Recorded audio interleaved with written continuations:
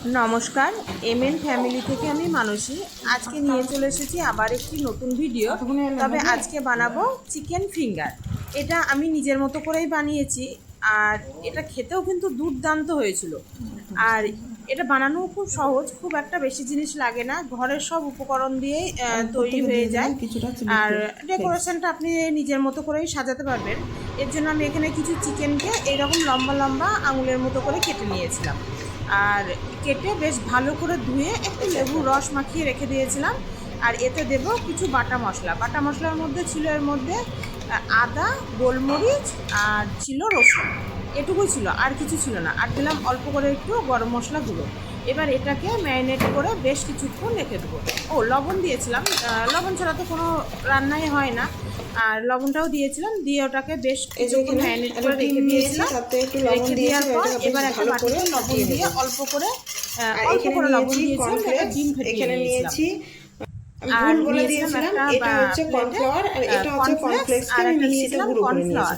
আর এখানে তো চিকেনটা ম্যারিনেট করে রাখা আছে। আর ম্যারিনেট করা চিকেনটা তো নিয়েছিলাম।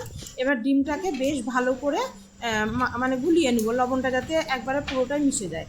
এবার চিকেনের পিসগুলোকে আমি নিয়ে কর্নফ্লাওয়ারের মধ্যে সবগুলোকে একটা একটা করে দিয়ে নেব, যাতে মশলাটা পুরো মাংসের মধ্যেই লেগে থাকে।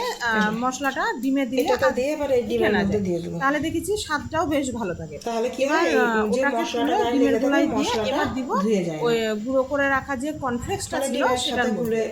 আর কর্নফ্লেক্স না থাকলে আপনারা বিস্কুটের গুঁড়ো নিয়ে আসতে পারেন, তবে আমার ঘরে বিস্কুটের গুঁড়ো ছিল না, কর্নফ্লেক্স ছিল, সেটাকে মিক্সিতে গুঁড়ো করে নিয়েছিলাম। এতে কোনো স্বাদের হেরফের হয় না, একই রকমই থাকে।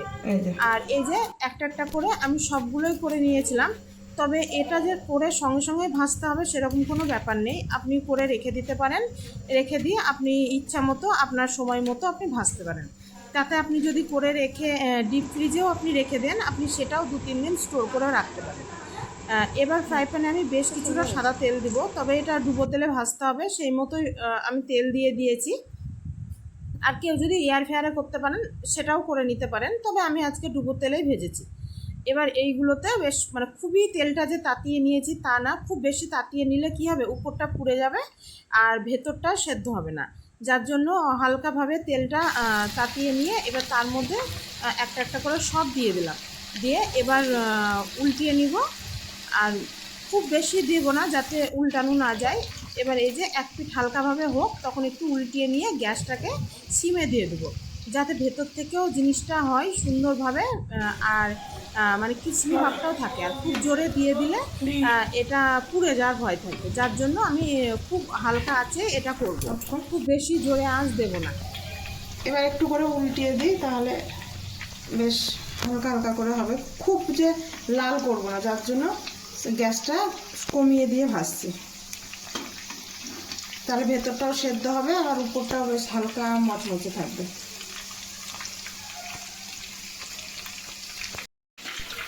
এই যে পুরোপুরি হয়ে গিয়েছে, এবার তুলে নেবো।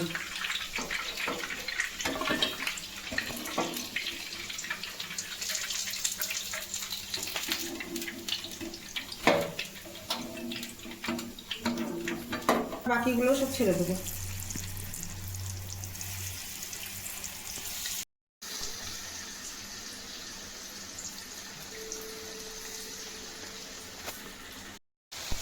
এই যে এইগুলো ভাজলেই এবার হয়ে যাবে, তারপরেই তখন সকলে মিলে একসাথে খেতে বসে পড়বো।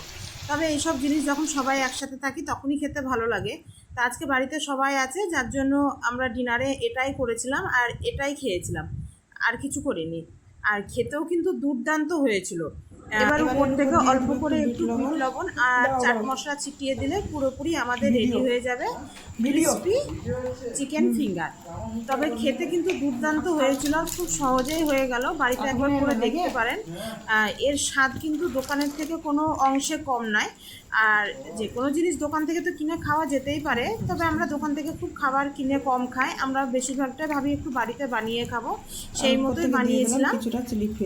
তাহলে চলুন ভিডিওটি আজ এখানেই শেষ করলাম। ভিডিওটি কেমন লাগলো জানাবেন। ভিডিওটি যদি ভালো লেগে থাকে একটি লাইক করে দিন আর চ্যানেলটি সাবস্ক্রাইব করে দিন। ভিডিওটি ভালো লাগলে কমেন্টে জানিয়েন। আসবো আবার কোনো নতুন ভিডিও নিয়ে, ততক্ষণ সকলে ভালো থাকবেন, সুস্থ থাকবেন। আছে